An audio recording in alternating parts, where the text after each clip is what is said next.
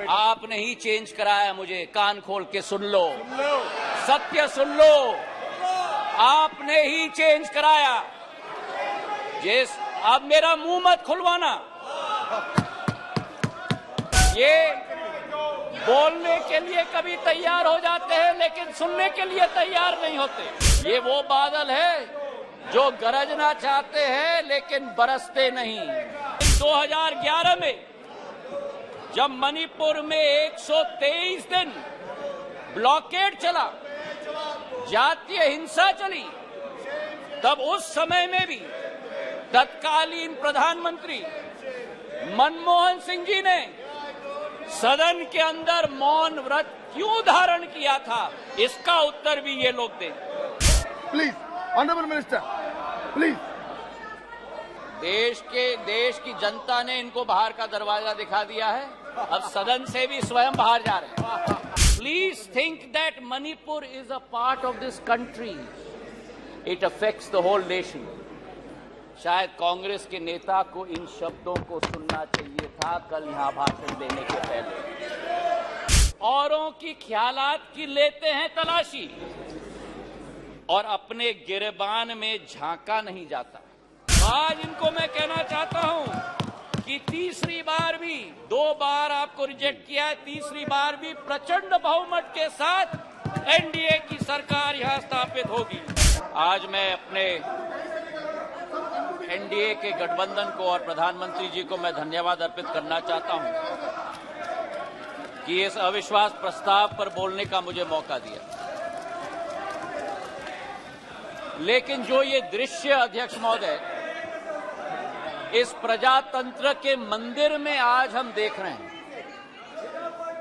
जिस प्रजातंत्र के मंदिर में इस देश की संस्कृति, इस देश का सद्भाव,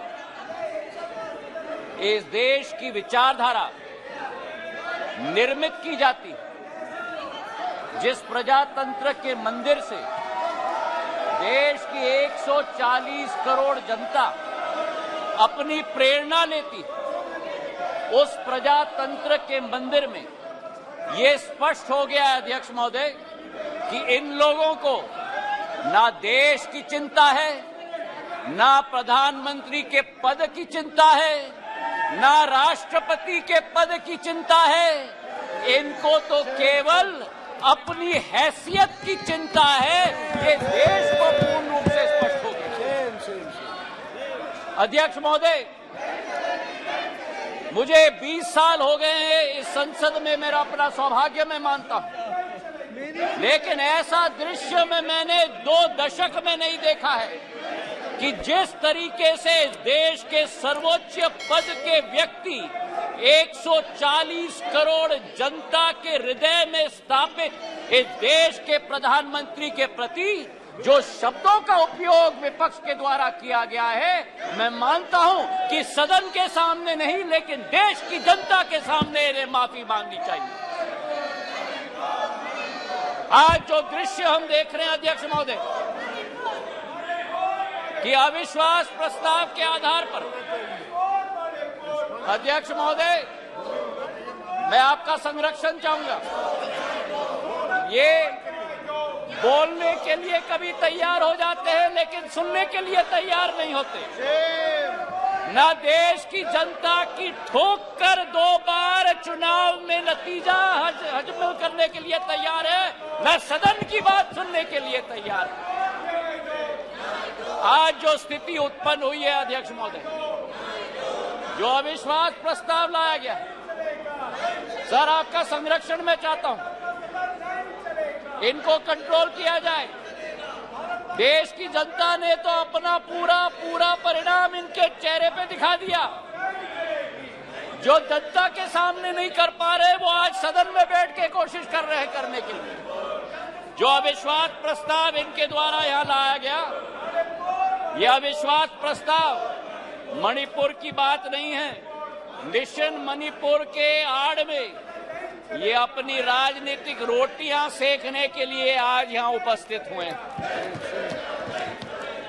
पिछले 2 दिन से मैं सुन रहा हूं, अध्यक्ष महोदय,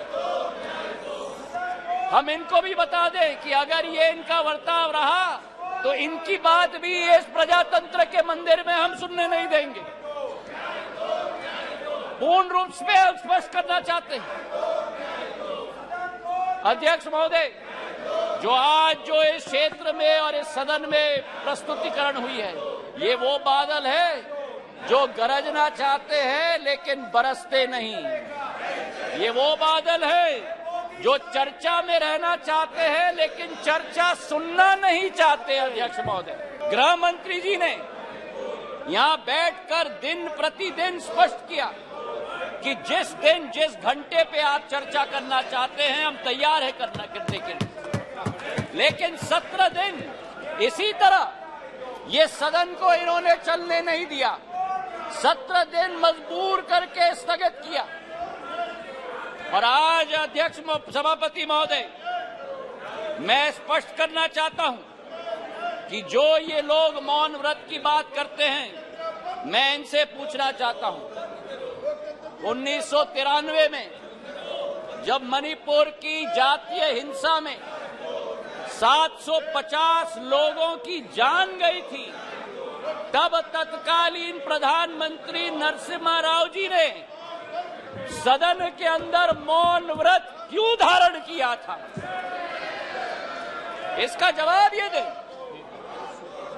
और केवल सन 1993 में नहीं, लेकिन 2011 में जब मणिपुर में 123 दिन ब्लॉकेड चला, जातीय हिंसा चली, तब उस समय में भी तत्कालीन प्रधानमंत्री मनमोहन सिंह जी ने सदन के अंदर मौन व्रत क्यों धारण किया था? इसका उत्तर भी ये लोग दें।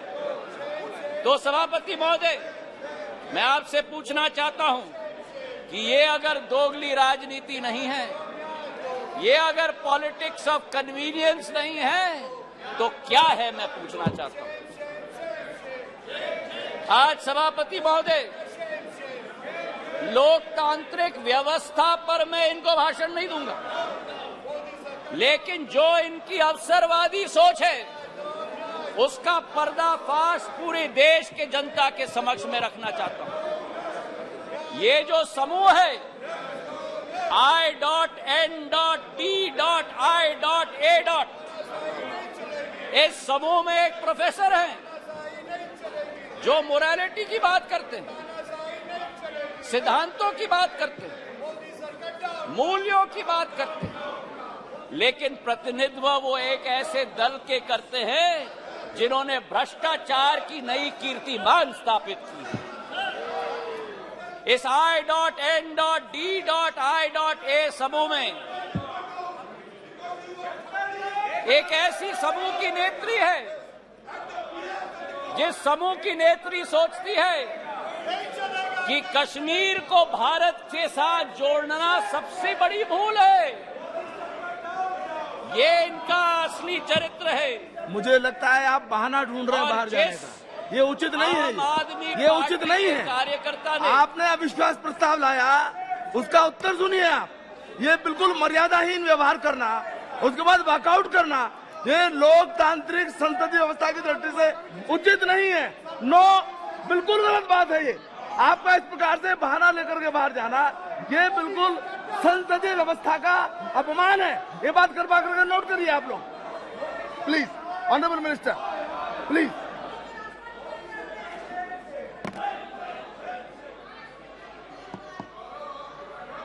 सभापति महोदय, देश की जनता ने इनको बाहर का दरवाजा दिखा दिया है। अब सदन से भी स्वयं बाहर जा रहे हैं।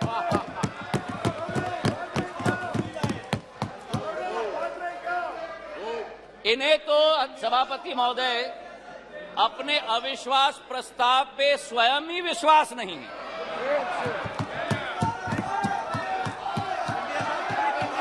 सुन लो, धैर्य रखो और सुन लो।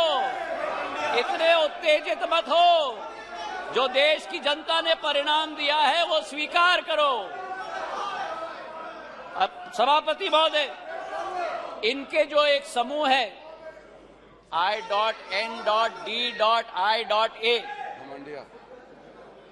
घमंडिया समूह, उस समय में समूह में आम आदमी पार्टी के कार्यकर्ता ने स्वयं यूपीए सरकार पर 2G और कोल स्कैम का पीआई लगवाया और आज कांग्रेस का हाथ आपके साथ।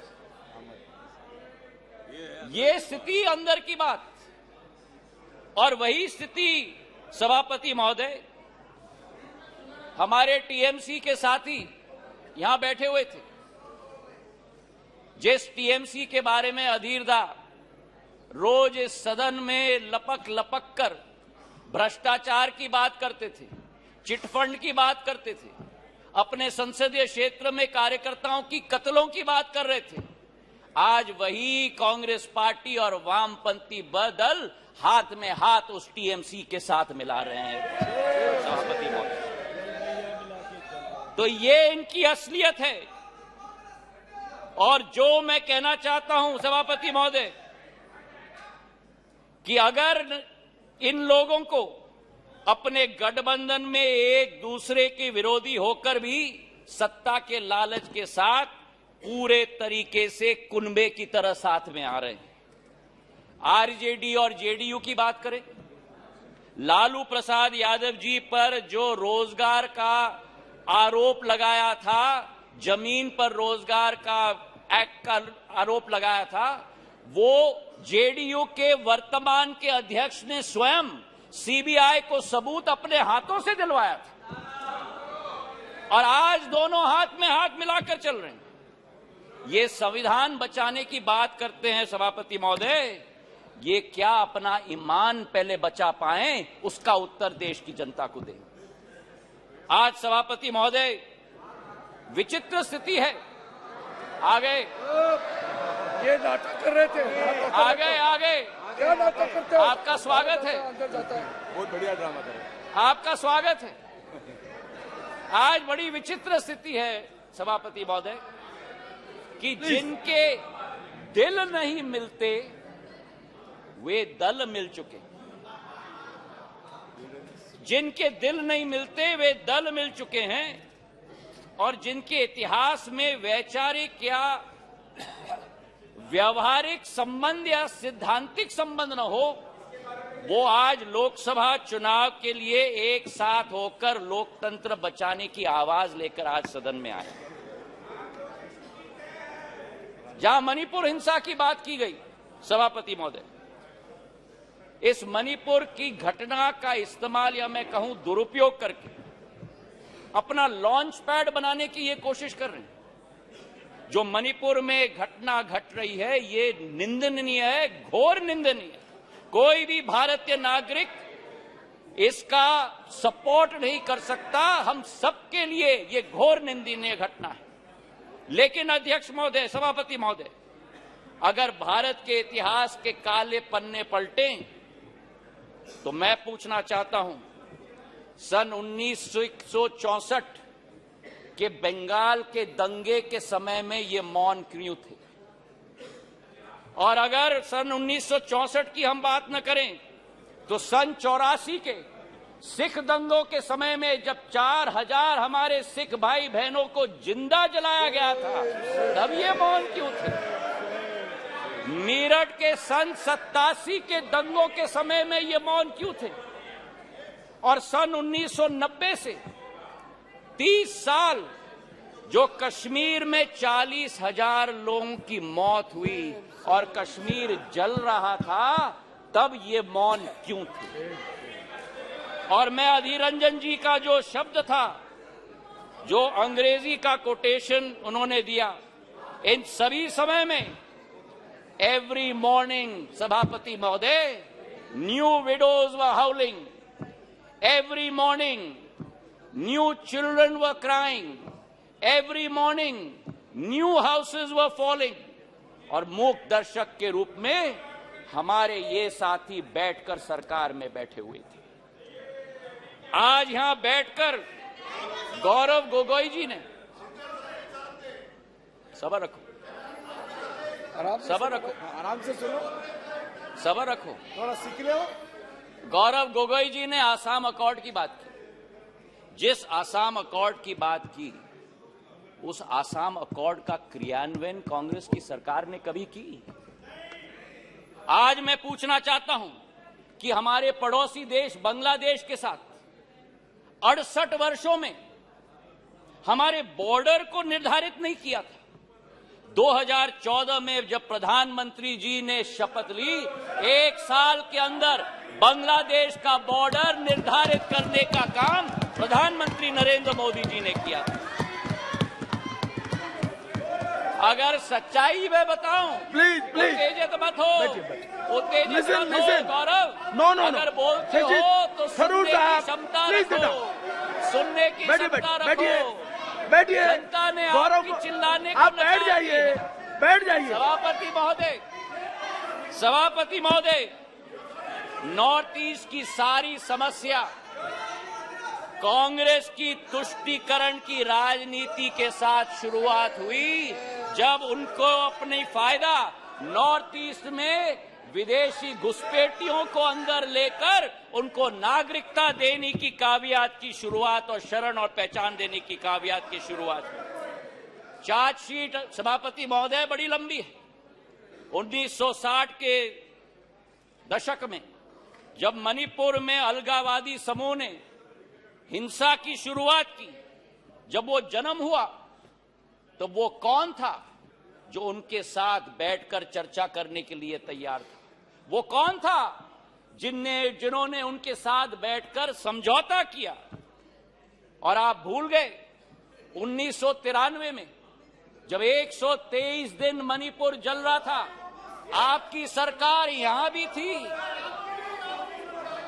आपकी सरकार यहां भी थी, आपकी सरकार यहां भी थी और आपकी सरकार वहां भी थी। और आज आप मणिपुर के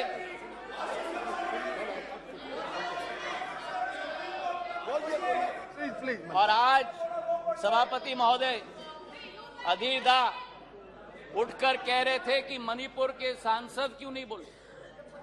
उस समय मणिपुर का सांसद इस सदन में रोते रोते हुए उनका वक्तव्य क्या था इस संसद में मैं पूछना चाहता हूं। जब आपकी सरकार यहां भी थी और आपकी सरकार वहां भी थी, मणिपुर के सांसद ने इस संसद में 1993 में वक्तव्य दिया।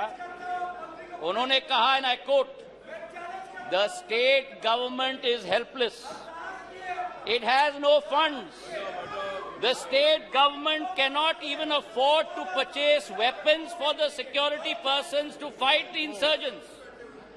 Please, ये सुनिएगा, please think that Manipur is a part of this country. It affects the whole nation. शायद कांग्रेस के नेता को इन शब्दों को सुनना चाहिए था कल यहां भाषण देने के पहले। मुझे आज सभापति महोदय मुजफ्फर वारसी जी की शब्द याद आती और मैं कोट करना चाहता हूं, औरों के ख्यालात की लेते हैं तलाशी, औरों की ख्यालात की लेते हैं तलाशी और अपने गिरबान में झांका नहीं जाता। आज ये स्थिति उत्पन्न हो गई है।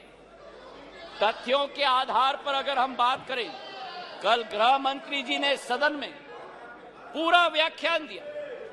इनके मंत्री संतरी न तंत्री एक बार भी मणिपुर गए। हमारे गृह मंत्री 3 दिन वहां रात दिन बिताए हैं। हमारे राज्य मंत्री ने 23 दिन, नित्यानंद राय जी ने मणिपुर में बैठकर स्थिति का जायजा लिया। आज राहत राशि वहां पहुंची है, अनाज पहुंचा है, वर्चुअल सिस्टम से स्कूल्स चल रही हैं, आर्मी की फोर्स पहुंची है, इवैक्यूएशन में हम मदद कर रहे हैं। जो भी हम लोग कोशिश कर रहे हैं, और आंकड़े की आप बात करते हो तो आंकड़े की पुष्टि करो। ये पिछले 9 साल मणिपुर में सबसे शांतिपूर्ण समय रहा है इंसर्जेंसी के दृष्टिकोण से। आपके 10 साल से 3 गुना कम इंसर्जेंसी हुई है और 6 गुना कम सिविलियन डेथ्स आज मणिपुर में हुआ है। जब राहुल गांधी जी ने सदन में कहा कि प्रधानमंत्री के लिए मणिपुर हिंदुस्तान का भाग नहीं, मैं बताना चाहता हूं आपको सभापति महोदय कि जिस प्रधानमंत्री ने उत्तर पूर्वी राज्य को विश्व के साथ जोड़ा है, जिस प्रधानमंत्री का उत्तर पूर्वी क्षेत्र के साथ दिल का रिश्ता है, जिस प्रधानमंत्री ने भारत के दुश्मनों को उत्तर पूर्वी राज्य से खदेड़ खदेड़ कर बाहर कर दिया हो, जिस प्रधानमंत्री के रोम रोम में भारत माता बसती हो, जिस प्रधानमंत्री ने भारत कश्मीर को भारत के अभिन्न अंग बनाने के लिए अनुच्छेद 370 रद्द किया हो, श्यामा प्रसाद मुखर्जी के सपने को एक विधान, एक प्रधान और एक निशान को साबित किया हो, मैं बताना चाहता हूं विपक्ष को सभापति महोदय कि भारत को अलग अलग टुकड़ों में देखने की विचारधारा आपकी है, हमारी नहीं। हमारे सभापति महोदय, बैठो बैठो बैठो, आराम से बैठो। आपने ही चेंज कराया, मुझे कान खोल के सुन लो, सत्य सुन लो, आपने ही चेंज कराया। जिस अब मेरा मुंह मत खुलवाना। आज हमारे किसान कितने उत्तेजित हो रहे हैं। सभापति महोदय, खुजली बहुत आती है।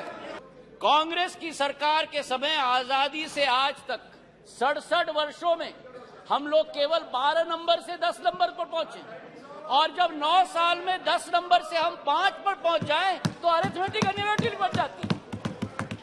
ये दोगली नीति कहां से हुई? और आज हमारे दोस्त अमोल कोले जी ने पर कैपिटा इनकम की बात उठाई, मुझे खुशी है उन्होंने उठाई। आपको आश्चर्य होगा सभापति महोदय ये सुनते हुए कि भारत 67 सालों में भी सब साउथ अफ्रीका की पर कैपिटा इनकम को हमने पार नहीं किया जब इनकी सरकार होती थी। 9 साल में पर कैपिटा इनकम आज डबल हो चुका है सभापति महोदय। ये कहते हैं कि नफरत के बाजार में मोहब्बत का दुकान लाएंगे। इनका दुकान तो भ्रष्टाचार का दुकान है, झूठ का दुकान है, तुष्टीकरण का दुकान है, अहंकार का दुकान है। केवल का नाम दुकान का बदलते हैं, सामान वही है। राहत इंदारी जी के शब्द मुझे याद आते हैं कि नए किरदार आते जा रहे हैं मगर नाटक पुराना चल रहा है। मैं ये कहना चाहता हूं कि अधीर रंजन चौधरी जी ने स्वयं कहा कि ये मजबूरी का गठबंधन है।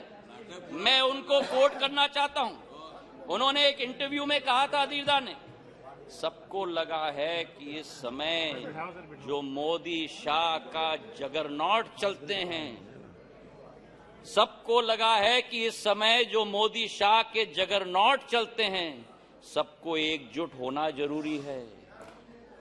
ये मजबूरी है, पॉलिटिक्स में तो मजबूरी रहती है। आज ये अविश्वास प्रस्ताव इसलिए लेके आए हैं। मैं ये पूछना चाहता हूं कि कौन सी इंडिया की आवाज ये उठाते हैं जब विदेश जाकर 2 इंडियाज की बात करते हैं? ये कौन सी इंडिया की आवाज उठाते हैं जब गलवान में हमारे सेना के शौर्य और उसी के साथ सर्जिकल स्ट्राइक पर उंगली उठाते हैं? ये कौन से इंडिया की आवाज करते हैं जो कोरोना जैसी भीषण समस्या में राजनीति पर उतर जाते हैं?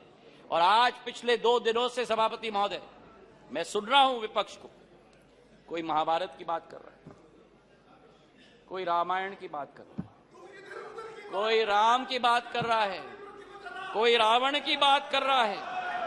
अच्छा है कि आज धर्म की बहुत याद आई इनको।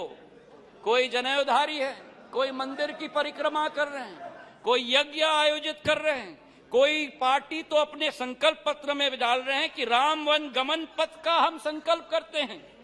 मैं इनको स्पष्ट रूप से बताना चाहता हूं, ये मुखौटा नहीं चलेगा। हमारी देश की आज 140 करोड़ जनता की आस्था और पीढ़ियों की सपना हमारे मर्यादा पुरुषोत्तम भगवान राम का भव्य मंदिर अयोध्या में प्रधानमंत्री नरेंद्र मोदी बनाने जा रहे हैं। आज इनको मैं कहना चाहता हूं कि तीसरी बार भी, 2 बार आपको रिजेक्ट किया है, तीसरी बार भी प्रचंड बहुमत के साथ एनडीए की सरकार यहां स्थापित होगी। जी धन्यवाद। पर प्रधानमंत्री नरेंद्र मोदी जी के नेतृत्व में भारत आज चल चुका है अमृत काल से शताब्दी काल के सफर पर। विश्व गुरु के रूप में भारत स्थापित होगा, इसमें कोई दो राय नहीं। और आप इस सत्य को अपने झूठ के साथ पराजित नहीं कर सकते।